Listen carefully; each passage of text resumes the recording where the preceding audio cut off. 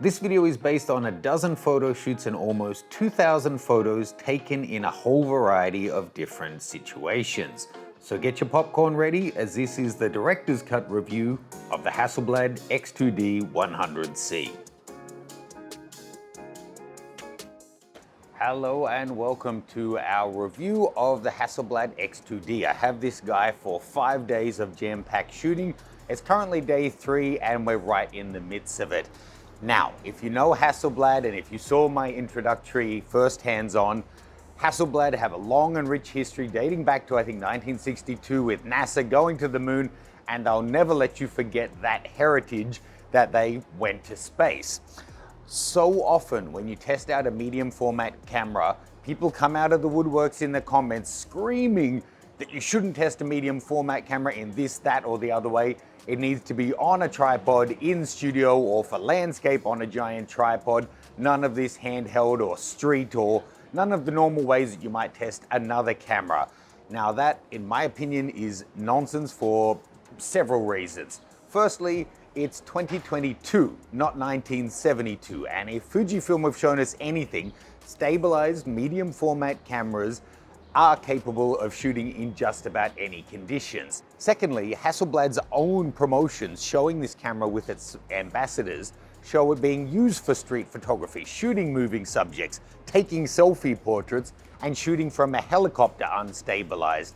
If they're promoting it that way, I think it's more than fair that we test it in that way. And thirdly, in studio and on a tripod only, are you joking? The moon, NASA, that whole space history.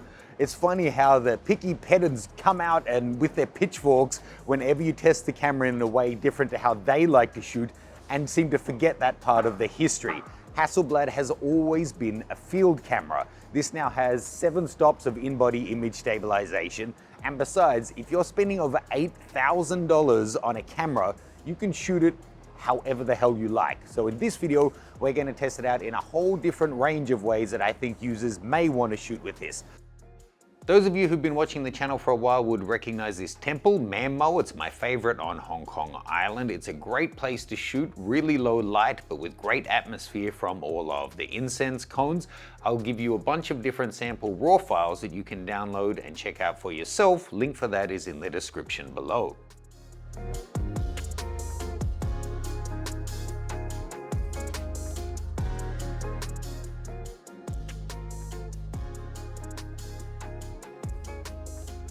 Now this could be the perfect opportunity to go with a manual lens. There's nothing too much moving, no dust in there yet. And this is still an f2.5 lens, but it's 105mm. Now shooting with adapted lenses is reasonably simple, but there's a few different settings that you need to change to get the best results out of it. Check out my complete setup guide for the X2D, link is in the description below.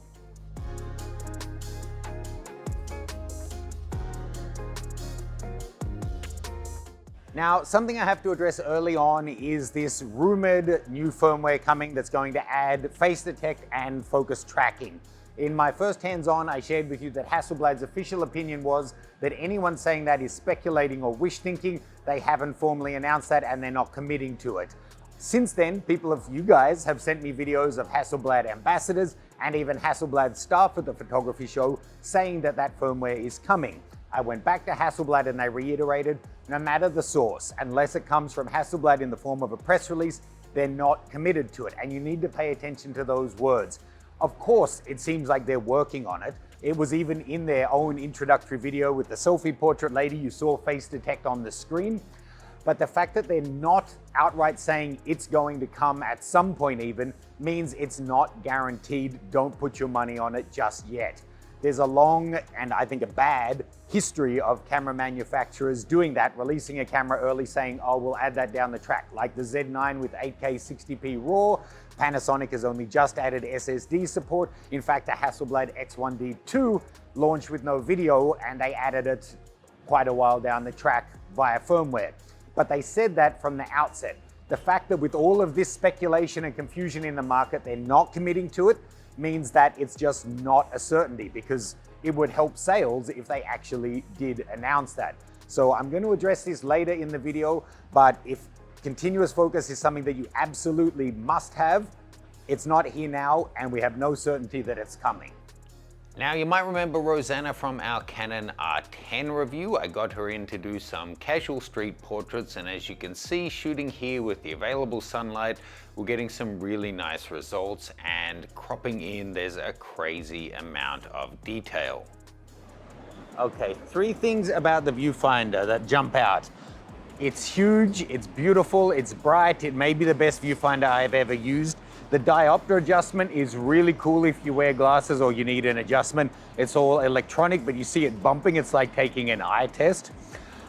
If, however, you're using glasses, you can't quite see the corners. It's like using a vintage lens on a sensor, you get a bit of vignetting in the corners.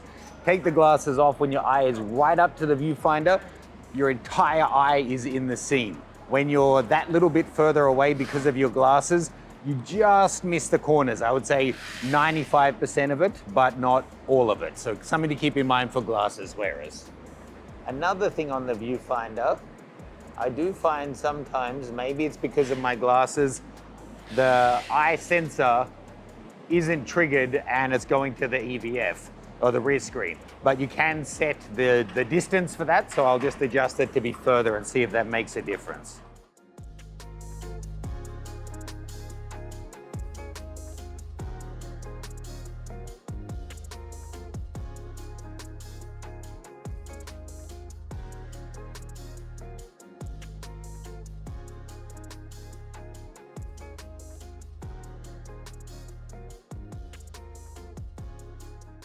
After that fun portrait shoot, we headed down some back alleys to look for shop cats. A lot of the dried seafood shops keep them to scare away rodents, but it attracts crazy cat lovers like me.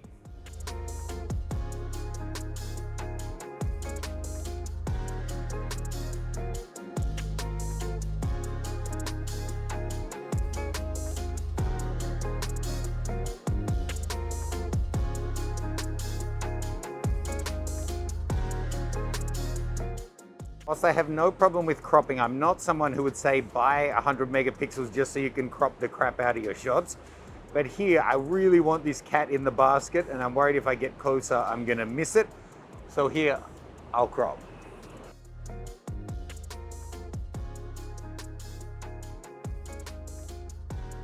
Have you been to this restaurant? No. Okay, I've been here a few times in the past. One thing I love about it, the food is great. 2, the 2 guys who run it, the old man who handles the snakes is always angry, and that's funny. And the other guy is lovely, the nicest guy working in a restaurant in Hong Kong. And it's photogenic in there. Now, I've been before with a slow camera, I think more than once by chance I was testing out a camera on the first day and missed shots in there. So I'm all set up now. It's low light. Let's see if we can get some shots and ask him to get one of the semi-wild snakes they have there out for a portrait. Now, I know for the squeamish people, the idea of eating snake may be really off-putting, but this is one of the few times where you can honestly say it tastes a lot like chicken. You tend to have it with vinegar, herbs, and if you're a little bit fancy, then some white pepper as well. Again, without warning, they got the snakes out and quickly went through and showed us a couple of different ones. I have to say, I was surprised I got any because they do move so quickly and this has no continuous autofocus. And when he got out the even bigger one, I kind of stepped back, we all stepped back, and yeah, it was just gigantic. So the shots of this one aren't quite as good. I was staying out of striking distance. Now, this may be an unpopular opinion, but my hot take, nobody actually needs a 100 megapixel camera. It may be really nice to have if you're doing huge prints. The extra pixel density to have a higher DPI is nice, but you can print billboards with a 12 megapixel camera. Even museums were getting away with 20, 30, 40 megapixel cameras until the recent past. So it's really nice to have, but it's not really a need to have. Not that I'm a guy who lives my life by needs, it is all about nice to haves, but I think with something like this particular camera that definitely has a premium price and premium styling, you have to think of it, at least in part, as a luxury product. Now, on the point of it being a luxury product, just keep in mind that this 102 megapixel medium format stabilized camera with a built-in SSD is still about 10% less expensive than the manual focus only Leica M11. I took this opportunity to get some more shots using the electronic shutter, and you'll see when the bird is sitting still, no problem. But when there's movement in the background, like the birds flying around, everything goes to crazy town. The readout time is not a problem for still objects, but if there's any kind of movement, you're going to notice it. So we went to go shoot in some of the stores and we were experiencing some really crazy banding. I realized I hadn't turned my electronic shutter off, and this is something you'll find with any camera except for the Z9 shooting electronic shutter. As soon as I turned that off and went back to the leaf shutter, no problem.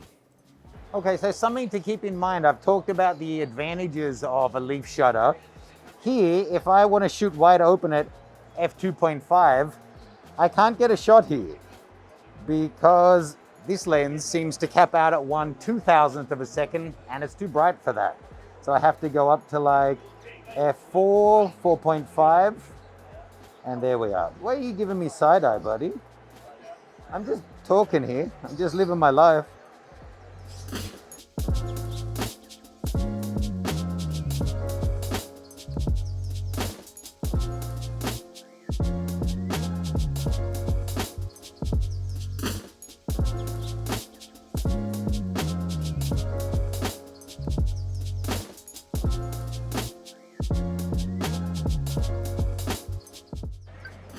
Just a point on autofocus. Now imagine somebody told you that full frame cameras could never focus as fast as APS-C or Micro Four Thirds because there's so much more glass to push around in the lens. You'd say that's nonsense, right?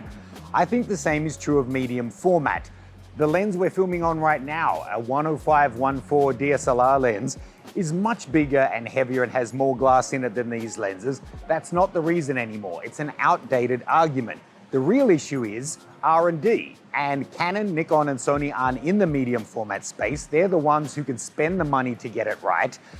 Bet your bottom dollar, if Sony goes into medium format, it's gonna focus amazingly well. Fuji have made strides, Hasselblad have made big advances as well, but there's really no reason why this can't be as good as full frame other than the investment cost to get it working.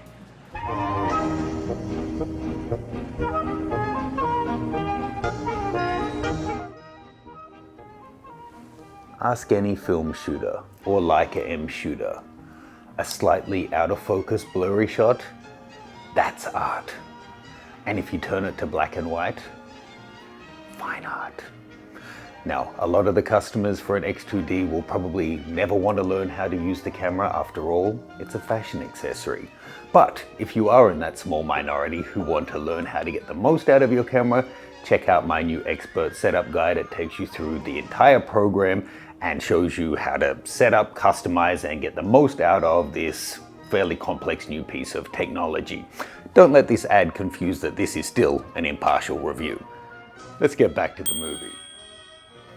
I hate myself doing that. Should I do it again?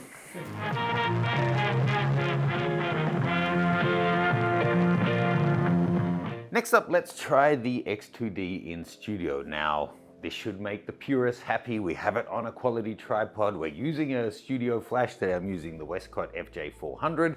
I've taken white balance and whatnot readings because I have to say the flash white balance setting still looked quite cool on the back of camera, but there you go. We've got the latest focus software running on my laptop, Tethered, and that's working. We've tried on my phone and on the latest iPad Pro, and we can't get Focus Mobile to connect, however. It will Wi-Fi connect to the camera, but it can't then discover it to actually work with it, so we'll keep trying on that. One interesting thing, if you're using a USB-C cable, then the camera recognizes it and uses USB 3 for nice fast transfer. I'm using a Thunderbolt 3 cable because it's the longest one I have, and it only runs at USB 2, so you're actually waiting many seconds to get your shot across. But all in manual here. Let's just take a cheeky little look here. Now, two things I have to note. One, it is great that the camera is charging. When I started this, I was down at 60%, and now we're back up to 100. So the camera is on, it's taking pictures, it's charging, the screen is on, all of that. It is warm though. Again, doesn't feel like it's at a temperature where it's going to shut down, but now we're in an air-conditioned house. It's not because we're shooting out in the sun that it's getting hot. It is hot now, or warm, I should say. Now it's quite low light here, but in a studio setting, the autofocus is just fine. Especially, you know, she's basically holding still. I've got it on a small focus point. Now it is actually quite dark in here. If I weren't using the flash at my current settings,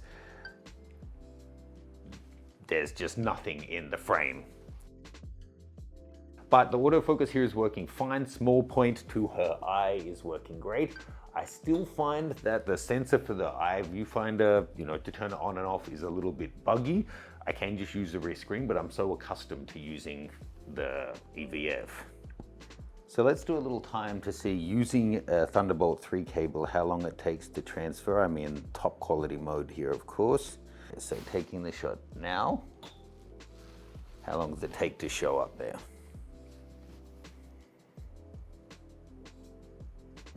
I didn't wake up the refresh, but you know, 3 or 4 seconds, I guess that was. There we go, that's got the flash in.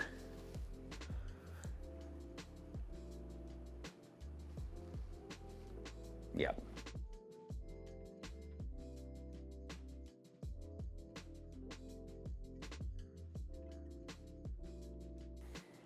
So these are looking fine, great, lovely. I'm shooting wide open as well as some more stop down. I wouldn't shoot this kind of studio portrait normally with like a 45mm equivalent lens. It would be much better to have the 80-90, or I think it's a 135 that they offer. But unfortunately, Hasselblad themselves couldn't loan me anything for this testing, and Panda Camera, thanks again to them, were able to get me the 38 and the 55. So that's all I have to test with today. We can use some of my studio gear, and later in the video, we're going to do adapting lenses in a bit more detail. So I'll crack out my 200 at that point. So sometimes getting it right on the eye is fine. Just hold nice and still for me. But sometimes, there it's doing fine. So if this method is working for you, and if you're in close, that's gonna work and you're fine. But you can adjust it so then you can move it with the dials. Another option, you can turn on this manual focus indication, but it doesn't seem to have peaking at the moment. And this dial should go green when it's in focus. But what I was finding is, so they're in focus. Now if I go into 100%, it's not in focus. And then if I adjust it, that's in focus to my eye. But according to the focus indicator, going back up, that's in focus, which isn't. So the focus indicator actually either requires calibration or is just not that accurate at the moment. But the screen, however, is fantastically detailed. So doing it by eye works just fine. So look, having the tethering option is great. As I said, using the Thunderbolt 3 cable, it's a little bit slow. But to be able to go in and see it on a bigger screen is great. But again, already you can play things back on camera and get it so big. So I think if you're not into tethered shooting, this is still a great option for studio.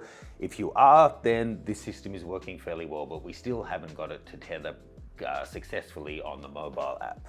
Today, lucky viewers have the chance to win a fantastic 200mm lens, but only if the price is... Okay, not on in Hong Kong? No. Fine. Okay, good advantage of all mirrorless cameras is the ability to adapt other lenses to them. I've got here an Overflex Nikon G, which gives me aperture control, aperture control to Hasselblad X. Now, in studio, using flashes, having a leaf shutter has advantages. Most of the Hasselblad lenses go up to 1/2000th of a second, so you can fully sync up to that speed. The 90mm that's coming is going to do up to 4,000th. But because this has only lens leaf shutter, no mechanical shutter in the body, you have the potential for getting rolling shutter. Now, I found that happened a lot when I was shooting with the X1D2. I asked Hasselblad, they say there's technically no difference in the readout speed, the total time it takes. Of course, being double the resolution, in a way it's been improved.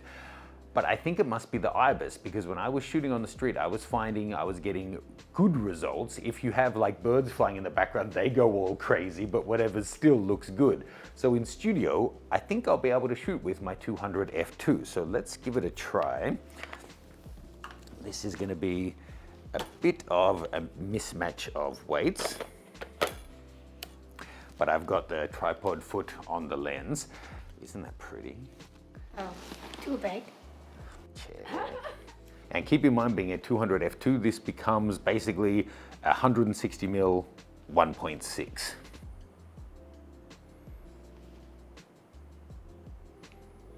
These shots, not using flash, but just using the continuous, I'm at electronic shutter 125th of a second, and no issues with rolling shutter or the readout speed and getting banding. If we tap the back, it'll just zoom in on the middle, which is going to be around her cheek. But if we double tap where we want, it takes you straight there. So then, if we wanted to stop down a little, so we're not quite at, completely wide open, you can see we are getting some vignetting there, which is actually surprising to me, because this is the same size sensor as the Hasselblad X1D, and I feel like this had very little vignetting before.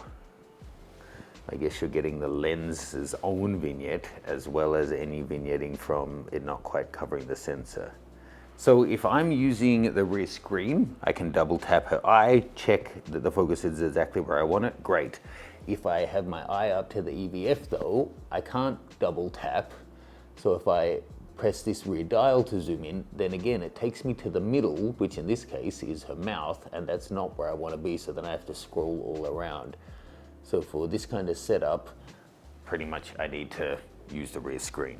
Let's switch the 200 f2 behemoth $6,000 lens for this cheapo $60 but legendary portrait lens, the 105 f 2.5. Where is it? And this, of course, will then become a lens. Maths is hard.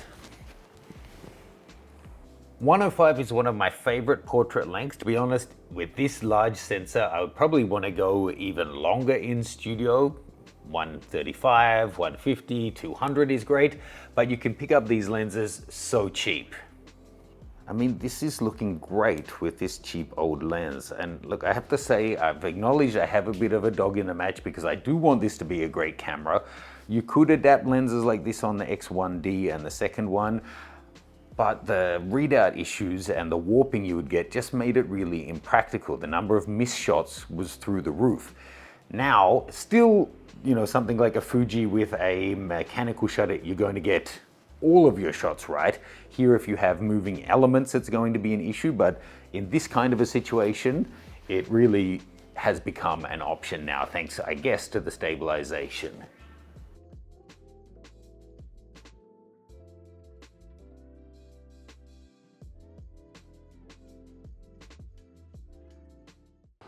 The best thing about unreliable autofocus? All of those missed shots just remind me about the beautiful suffering that is being a human being.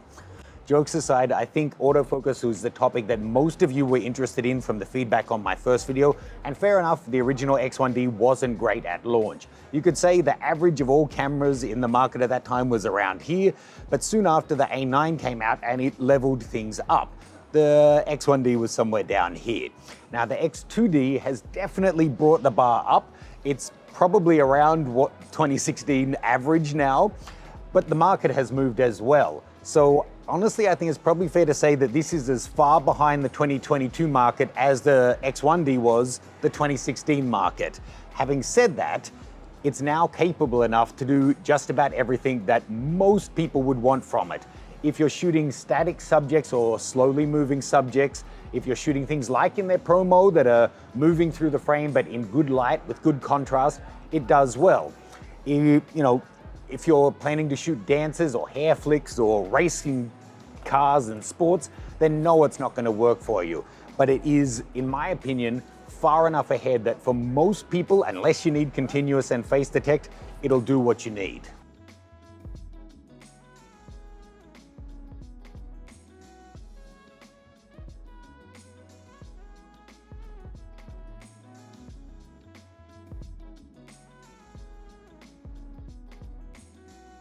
Okay, so we've already done some adapted lenses on the street, but I thought, why not get some with Felicia as well? Switching to the 105, those first shots with the 55 I think are looking nice, but the background is still a little messier than I'd like, so this will help us clean it up.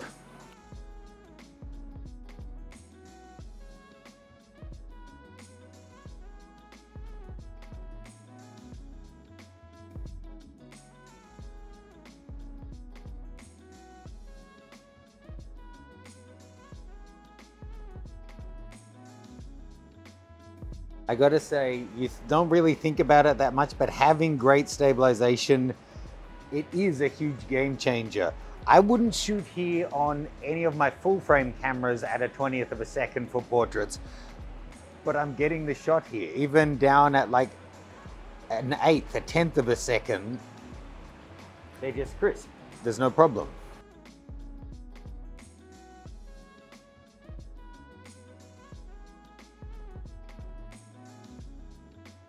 So like the original X series cameras, this has support for Nikon speedlight. So let's try some fill flash with a backlit sun.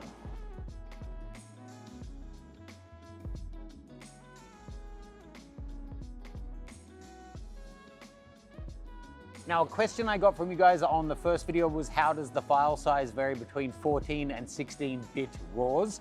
And, you know, I want to give you a sample of each one so you can see how they edit as well. So let's grab that here. Now, I've done a whole video on bit depth. You'll see a link to that in the description below. Essentially, bit depth is exponential, and 16-bit, for example, has 4,000 times more colors than 12-bit RAW. Most cameras only go up to 12 or 14-bit. The X2D gives you the option of 16-bit RAW. Now, unfortunately, I couldn't get the X1D original and follow up to do a side-by-side speed test. No one had one that they were willing to loan me, but I still have footage of the startup time of those two. So let's start this one up and see how it compares. So clearly quite an improvement on startup times. It's not going to be competing with a DSLR by any means, but a big improvement from the previous generations. Let's see how that speed translates to some more street shooting with Rosanna, this time with her bringing her dance moves.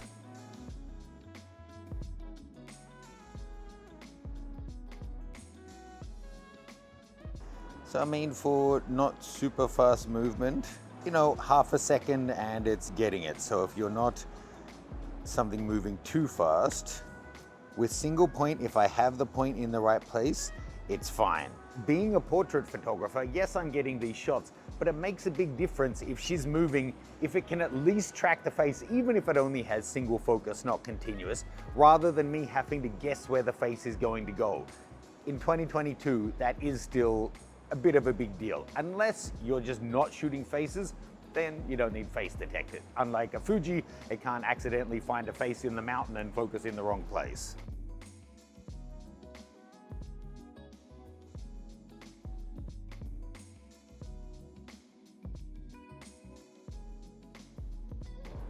So these, when I'm holding nice and still and she's not moving, adapted works, but you can see if I put some movement in my shot, we go to crazy town.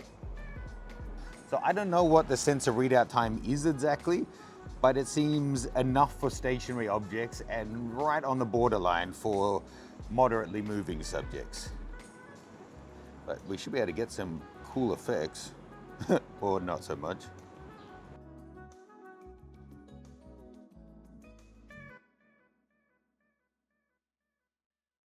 Big head, little arm filter.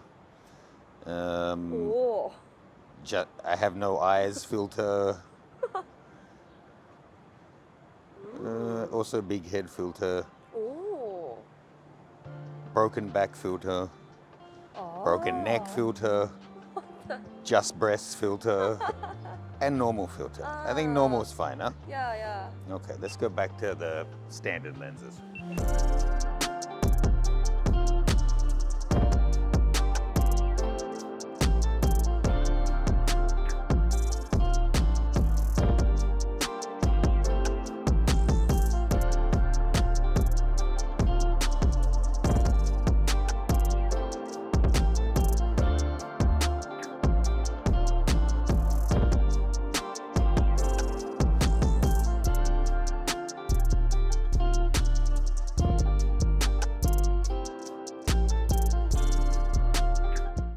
So you get so used to continuous autofocus, you think that, okay, I've got my point on her face as she's moving, I hold it down, photo, photo, photo.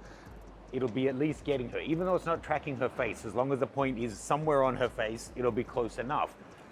But having it lock focus on the first shot, because it has no continuous autofocus, means as she makes small couple of inch adjustments, they're just all out of focus. Thinking of other cameras that don't have continuous autofocus, but are autofocus cameras, the only thing I can think of would be probably other Hasselblads. Even the Leica S3, which has a single autofocus point, it still has continuous.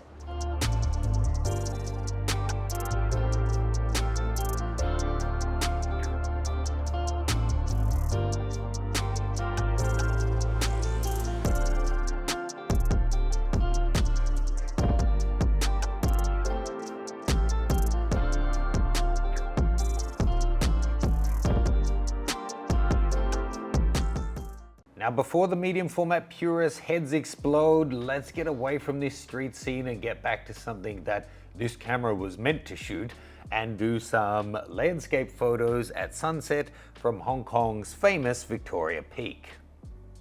Now for sunset, I took along the Fuji GFX100S to get some comparable photos and to see how they are to use in that kind of situation. We actually had the Fuji for most of the week. I'm working on a head-to-head comparison of these two cameras. That'll be coming to the channel really soon. Okay, so setting up exposure bracketing is actually easier on the Hasselblad. It's all in one menu, just touch and drag. It's funny on such a high-end camera that a lot of it operates just like a smartphone, like having the rear screen to adjust your focus instead of a physical nipple. But as soon as you adjust to it, it actually is really intuitive. So something cool on the Hasselblad, as it's doing these really long exposures, we had 47 seconds, 30 seconds, 19 seconds, a minute 16, 2 minutes exposure. It totally turns off the screen for most of the time. The top screen's still showing you though where it's up to, which shot it's on. But then when it's got like 10 seconds or I don't know exactly, the screen turns back on just with a number countdown to let you know that it's getting time to redo your thing. So we've been shooting quite a lot today. It's down to about 15%, 20% battery or so. So I'm going to change to the spare one now, just so it doesn't actually die completely.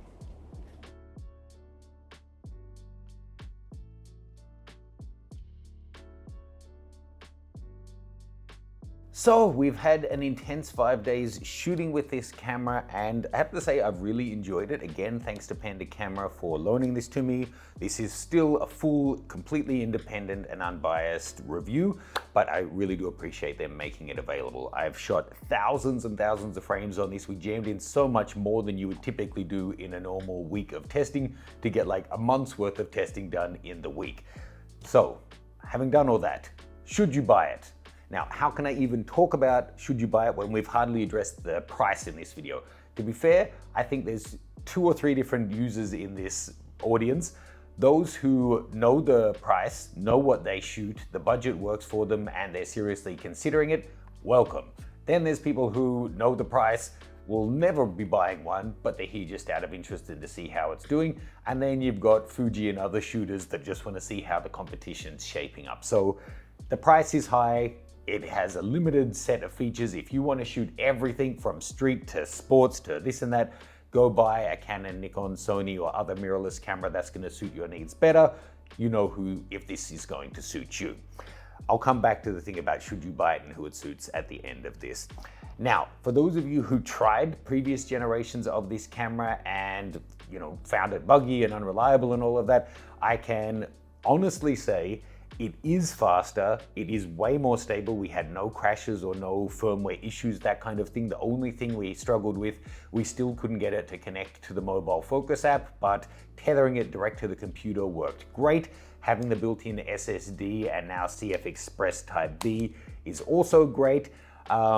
The IBIS is astonishing for any camera, let alone a high-res camera, the kind of results that we were getting. Make sure you download those free sample files so you can check them out for yourself.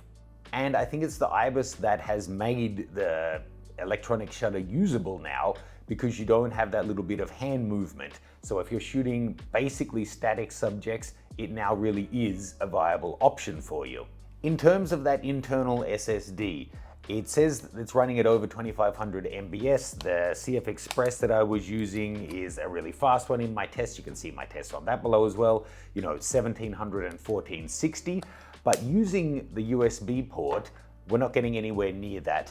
For copying a 219 gigabyte folder off the SSD to my desktop, it took 5 minutes and 4 seconds. Copying it from the CF to the computer took 5 minutes and 7 seconds. But copying it from the SSD in the camera to the CF Express via the computer, so it's using the cable both ways, it took over 27 minutes. So just be aware of that. But having said that, we had no issues with it buffering, with it slowing down, with anything like that. So the internal pathways are doing great. It's just the pathway to your computer isn't that fast. Having said that, using a pro-grade card reader, it was still only 4 minutes 20 to copy the same folder. So it's not way behind what you would get with a top quality reader. The design is as gorgeous as ever. I think actually the shape of the rear hand piece is not as nice aesthetically anymore, but it is actually better in the hand, so that's a good thing. The new lenses are definitely faster and up to the optical quality you would expect. They are, however, 2 to 3 times more expensive than, for example, something from Fuji that doesn't have a leaf shutter. As I said, we are working on a complete showdown against this guy, the Fuji GFX 100S. That'll be the next video that goes live, and you do have to keep that into account.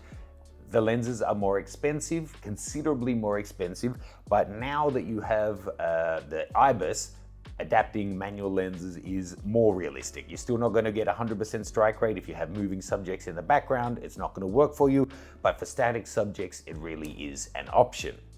So speed, accuracy, image quality, all the things they're promising and that are in the camera at release are working great. Having said all that, if you want face detect or continuous autofocus, personally, I would not roll the dice and pre-order this camera based on rumor that it's going to come. One, they haven't officially committed to it, and two, it will be pretty much their first camera that has continuous autofocus, so who says it's going to be any good anyway?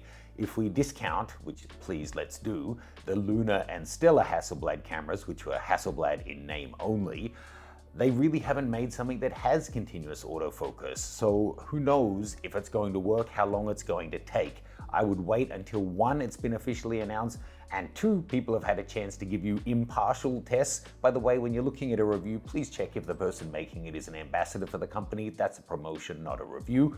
So look out for a review that is honestly giving you the feedback on how it's performing. But if what we've shown you in this video in terms of single autofocus will meet your needs, and the price meets your budget, and the style also meets your liking, then it's a pretty phenomenal image making machine. And an incredibly stylish way to drop $18,000 or $20,000 on a 3-lens kit. And isn't that what photography's really all about? Thanks guys. Let me know what you'd like to see tested when we compare it to the Fuji GFX 100S. I'll also be getting this in to do more tests in the future, so if there's anything you think we missed, let me know. Thanks again to Panda Camera, and we'll see you soon.